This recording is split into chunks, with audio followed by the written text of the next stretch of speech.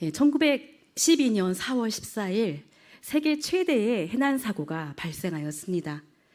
1만 6천 톤의 거대한 여객선 타이타닉호가 22노트의 속력으로 북대서양을 항해하던 중에 빙산에 부딪혔죠. 승객 가운데 한 사람인 존 하퍼 씨는 시카고 모디 교회에 설교하러 가던 중이었습니다. 그는 생애 마지막을 바다에 떠서 전도하는 비장한 역사의 주인공이 되었습니다. 그는 같은 형편인 한 젊은이에게 헤엄쳐 갔습니다. 젊은이 구원받았는가? 아니요. 파도가 두 사람을 떼어놓았습니다. 수분 후에 다시 그들이 조금 가까워져서 하퍼 씨가 큰 소리로 또 물었습니다. 하나님과 화해하였는가? 아직 못했습니다. 이때 큰 파도가 하퍼 씨를 삼켜버렸고 그는 다시 떠오르지 못했습니다. 그러나 구원받았나 하는 그의 음성은 파도 소리에 실려 젊은이의 귓전을 울리고 있었습니다. 그로부터 2주일 후 그 젊은이는 뉴욕의 한 교회에서 신앙 체험담을 발표하였습니다. 그는 울며 저는 존 하퍼 씨의 마지막 생존자입니다. 이처럼 어떤 위험이나 어려운 상황으로부터 구원받는 일은 매우 놀라운 일입니다. 애굽의 총리가 된 요셉은 형들을 만나 아주 당당하게 말할 것 같은데요. 오히려 총리가 된 요셉은 애굽의 바로의 궁중과 애굽 사람들에게 들릴 만큼 아주 큰 소리로 울고 맙니다. 이러한 요셉의 행동이 조금 이상하지 않습니까? 이 울음은 요셉에게 어떤 의미였을까요? 우리는 이 본문을 통해 요셉의 눈물 속에 감추어진 하나님의 구원의 하나님을 만나보고자 합니다. 요셉은 능력을 인정받아 애굽의 총리로 권세를 부리며 떵떵거리며 살고 있었습니다. 요셉은 종두를 무르고 자신을 판 형제들 앞에서 그만 대성통곡하며 울고 있었죠. 요셉의 이런 반응은 좀 이상합니다. 애굽의 총리로, 통치자로 위엄 있고 당당하게 자신의 직임을 수행하는 모습이 아닌 뭔가 부족한 요셉의 모습을 보여줍니다. 어느 날 요셉은 아버지의 심부름으로 형들에게 찾아가죠. 형들은 멀리서도 채색 옷을 입은 요셉을 발견합니다. 요셉은 다른 사람도 아닌 형들에게 버림받아 구덩이에 던져지고 심지어 인신매매까지 당합니다.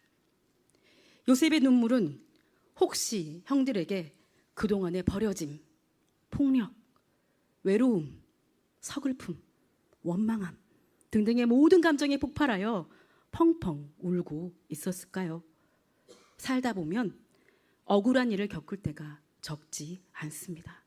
정성을 다해 도와준 사람에게 오히려 엄청나게 모욕을 당하기도 합니다. 있는 힘을 다해 열심히 일했는데도 하루아침에 누명을 쓰고 일터에서 쫓겨나는 수도 있습니다. 엉뚱한 오해를 받아 비난의 대상이 되기도 합니다. 악의에 찬 중상모략에 한 집안의 앞길이 막히기도 합니다. 억울한 일은 직장에서만 일어나는 것이 아니라 길거리에서도 집안에서도 심지어 어느 곳에서도 발생할 수 있습니다. 억울한 일은 개인만 겪는 것이 아니라 한 공동체 속에 속한 사람들이 함께 겪기도 합니다. 이는 지난 세기를 지나오면서 한반도에 사는 사람들이 개인적으로, 가정적으로, 민족적으로 겪은 숱한 불행에서 잘 드러납니다. 때때로 사건의 앞뒤를 잘 밝혀서 억울함을 풀 수도 있지만 그렇다고 해서 이미 한번 상한 마음은 그리고 그러한 몸은 다시 되돌리기 어렵습니다. 요셉은 혹시 형들의 배신으로 원망함과 억울함을 주체하지 못하고 펑펑 울고 있는 것일까요? 아니면 그 눈물의 의미는 무엇일까요? 심지어 배다른 11 형제들은 본인들 앞에 서 있는 애굽의 총리가 된 요셉이 누구인지조차 알아채지 못합니다. 요셉만이 형들을 아는 것이죠. 요셉은 형들에게 은잔 도둑이라는 누명을 씌웁니다. 은잔을 가진 자를 종으로 삼겠다고 말이죠.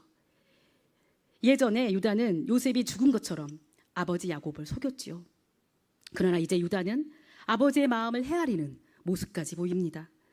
동생 요셉을 노예로 팔자고 했던 유다가 지금은 베냐민의 목숨을 대신해서 자기를 인질로 삼아달라며 간곡히 요청하는 모습까지 보입니다.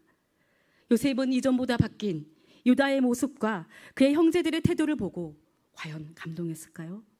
그래서 우는 것일까요?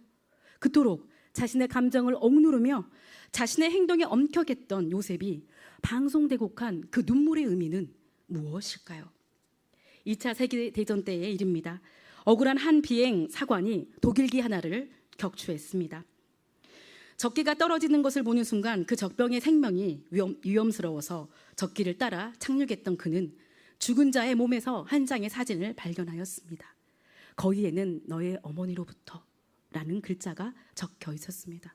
전투가 끝나고 안전하게 돌아온 이 영국 비행사관은 전사한 독일 비행사관의 어머니가 생각나서 그녀에게 편지를 보냈습니다. 편지의 내용인즉슨 자신은 그 아들이 미워서도 죽이고 싶어서도 아닌 전쟁이라는 잔인한 상황에서 어쩔 수 없이 그를 죽였음을 알렸습니다. 또한 자신이 편지를 쓰는 이유는 죽은 아들을 대신해서 그러한 심정이 돼서 어머니께 쓰는 거라고 밝혔습니다. 이 편지가 중립국을 통해 독일의 어머니에게 전해진 후 그 영국 사관은 한 통의 편지를 받게 됩니다. 보내주신 편지를 받기 전에 이미 아들의 전사를 알고 있었습니다. 여느 때 같으면 당신을 원망하겠지만 편지의 사연을 읽고 보니 그 원수가 도리어 아들로 소생해서 이 어미에게 편지를 보낸 것처럼 느껴집니다. 아마도 요셉 또한 이 어머니의 마음처럼 자신을 죽이려 했던 형들이 도리어 동생 베냐민을 살리려는 마음에 감동되어 울었을지도 모릅니다. 그러나 요셉은 울며 말합니다. 이제는 당신들이 나를 애굽에 판 것을 괴로워하거나 자책하지 마십시오. 참으로 우리의 생명을 보존하시려고 하나님이 당신들보다 먼저 나를 애굽에 보내셨습니다. 하나님이 나를 바로의 아버지로 삼으시고 그 온 집의 주로 애굽의 온 땅의 통치자로 세우셨습니다. 요셉은 그가 지금까지 겪어왔던 수많은 일이 주마등처럼 스쳐 지나갈 것입니다.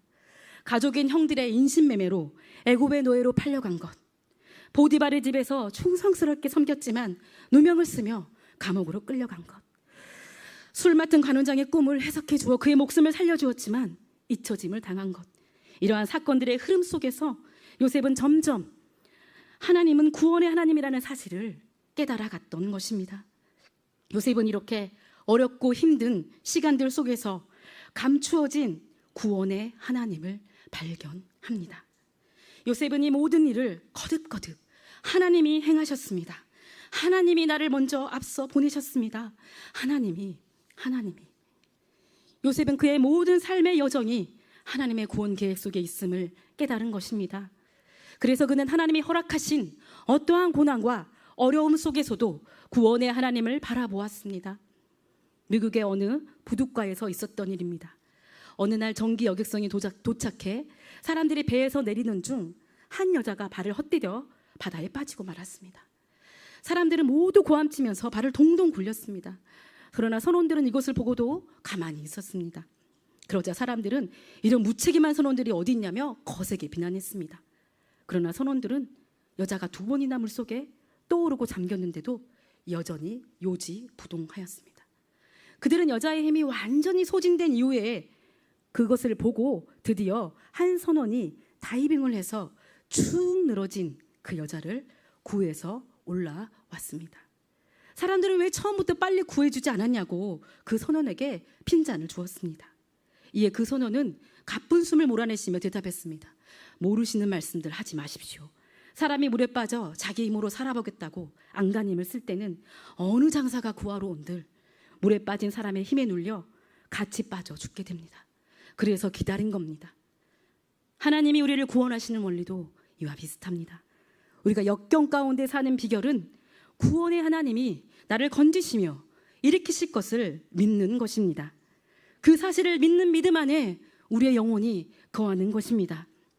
요셉은 자신을 향한 하나님의 생각은 재앙이 아니라 곧 평안임을, 생명임을 믿었습니다.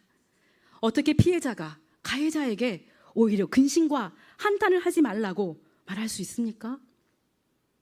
요셉은 깨달았던 겁니다.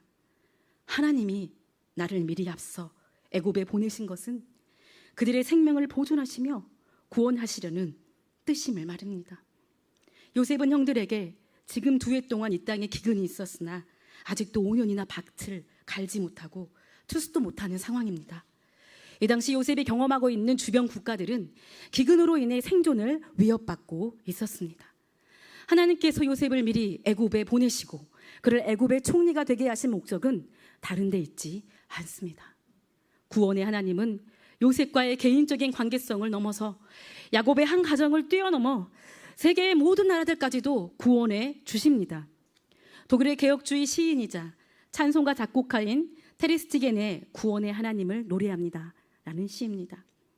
하나님의 사랑은 내가 낮에 빛을 보기도 전에 나의 구원을 계획했었다네. 길을 잘못 든 자를 위해 율법의 정죄를 없이해 주었다네. 하나님의 사랑은 내 것일세. 오 복된 인생이여. 그 사랑은 하늘의 문을 활짝 열어준다네. 구원의 하나님은 요셉과 그의 가족들에게 하늘의 문을 활짝 열어주었습니다. 아브라함에게 약속하신 언약을 성취하기 위한 것이었을 뿐만 아니라 이 세계에 속한 모든 사람의 생명을 보존하기 위하시는 하나님의 원대한 구원 계획이었습니다. 구원의 하나님은 야곱 일가족의 생명을 보존하시고 결국 아브라함의 후손을 하늘의 별과 같이 바다의 모래와 같이 많게 하시겠다는 그 언약의 최초의 약속을 요셉을 통해 이루고 계십니다. 더 나아가 그것은 세상의 모든 사람의 생명까지도 구원하시려는 목적까지 포함하고 있습니다. 요셉이 흘린 눈물의 참된 의미는 무엇일까요? 요셉은 모든 고난과 역경 속에서 우리의 생명을 보존하시며 구원하시려는 구원의 하나님을 만났기에 흘린 눈물일 것입니다. 애굽의 총리가 된 요셉은 대성통곡하며 울 이유가 전혀 없었습니다. 오히려 형들 앞에서 더 당당하게 자신의 정체를 밝힐 수 있었죠. 그러나 요셉은 형들을 보자마자 하나님의 원대한 구원을 깨닫습니다. 요셉은 그의 인생의 여정이 펼쳐지면서 드디어 감추어진 구원의 하나님을 만난 것입니다. 그 놀라운 하나님의 은혜와 사랑 앞에 그저 펑펑 목 놓아 울 수밖에 없습니다. 구원의 하나님은 요셉과 개인적인 관계성을 넘어서서 야곱의 한 가정을 뛰어넘어 모든 세계 가운데 모든 열방과 나라까지도 구원해 주십니다. 오늘 구원의 하나님은 우리를 당신의 구원 역사에 초청하십니다.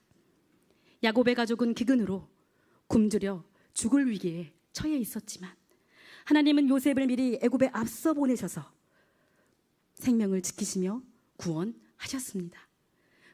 구원의 하나님은 그 약속을 이루시기 위해 오늘도 우리를 위해 일하십니다. 그래서 우리는 인생의 어떠한 상황 가운데서도 구원의 하나님을 기대합시다. 그 구원의 하나님은 반드시 우리 삶의 자리에 함께 하십니다. 그러므로 우리는 어떠한 고난과 어려움 가운데서도 감추어진 구원의 하나님을 우리의 인생 가운데 우리의 삶의 자리에서 발견하십시다. 구원의 하나님을 의지하며 소망의 발걸음을 힘차게 내디딥시다. 기도하시겠습니다. 하나님 아버지, 요셉이 하나님의 원대한 구원 계획을 그가 구원의 하나님을 만났기에 그가 펑펑 울 수 있었던 것입니다. 하나님이 애굽에 있는 요셉을 사랑할 뿐만 아니라 그의 남겨진 가족들과 또한 기근에 굶주려 있는 세계의 열방의 모든 민족 가운데도 하나님이 그들을 구원시키시기에 자기를 앞서 애굽에 보내신 그것이 그 요셉에겐 힘들고 고난과 역경의 과정이었지만 오히려 그 하나님의 원대한 계획 앞에 그 사랑 앞에 그 언약을 성취하신 하나님께 나아가게 하신 것을 감사드립니다. 주님, 우리가 어떠한 힘들고 어려운 역경 속에서도 동일하게 우리의 언약의 하나님을 구원의 하나님을 발견하기 원합니다. 우리 인생에 감추어 주신 그 구원의 하나님을 우리가 간절히 찾기를 원합니다. 그 하나님을 만나기를 원합니다. 그 믿음 안에 거하기를 원합니다. 주님, 그래서 우리가 어떠한 절망과 어떠한 어려움도 예수님의 이름으로 거절합니다. 어떠한 소망 없음도 거절합니다. 우리가 믿음의 눈을 들어서 살아계신 구원의 하나님을 바라보기 원합니다. 그 하나님을 잠잠히 묵상하기 원합니다. 그 구원의 하나님 앞에 달려가기를 원합니다. 그 구원의 하나님을 만나는데 멈춤이 없음을 발견하게 하여 주시옵소서. 그래서 어떠한 순간에도 우리가 그 구원의 하나님을 붙잡고 우리의 인생길을 든든히 걸어갈 수 있게 하여 주시옵소서. 그렇게 행하실 것을 감사드리며 살아계신 예수님의 이름으로 기도합니다.